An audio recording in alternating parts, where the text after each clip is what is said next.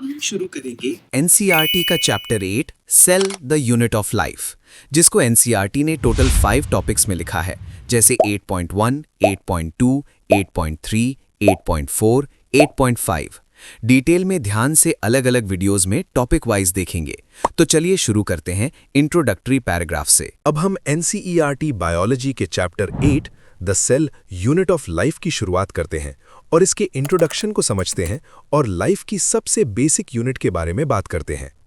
जब आप अपने आसपास देखते हैं तो आपको लिविंग, जिंदा और नॉन लिविंग, बेजान दोनों तरह की चीजें दिखती हैं। आपने जरूर हैरानी से खुद से पूछा होगा, ऐसा क्या है जो एक ऑर्गेनिज्म को लिविंग बनाता है, या ऐसी कौन सी चीज है जो एक इनएनिमेट या बेजान चीज में नहीं होती जो एक लिविंग चीज में होती है?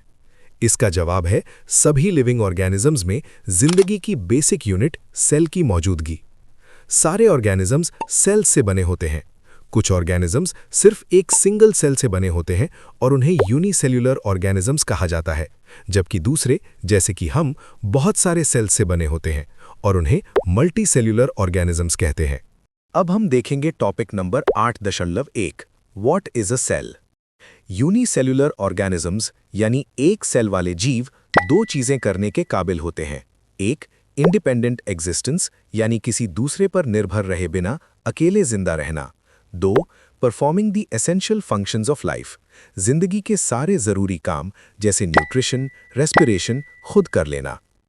अगर सेल का स्ट्रक्चर पूरा कंप्लीट ना हो तो इंडिपेंडेंट लिविंग यानी आज़ाद जिंदगी मुमकिन नहीं होती।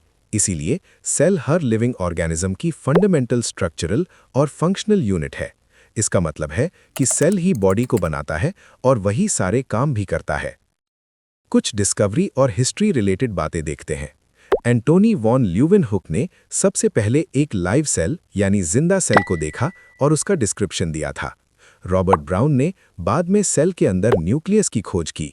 माइक्रोस्कोप की इन्वेंशन और उसमें सुधार होने से, खास तौर पर इलेक्ट्रॉन माइक्रोस्कोप के आने से, सेल की सारी स्ट्रक्चरल डिटेल्स यानी अंदर की बारीकियां सामने आ गईं। कोई डाउट है तो कमेंट में पूछिए।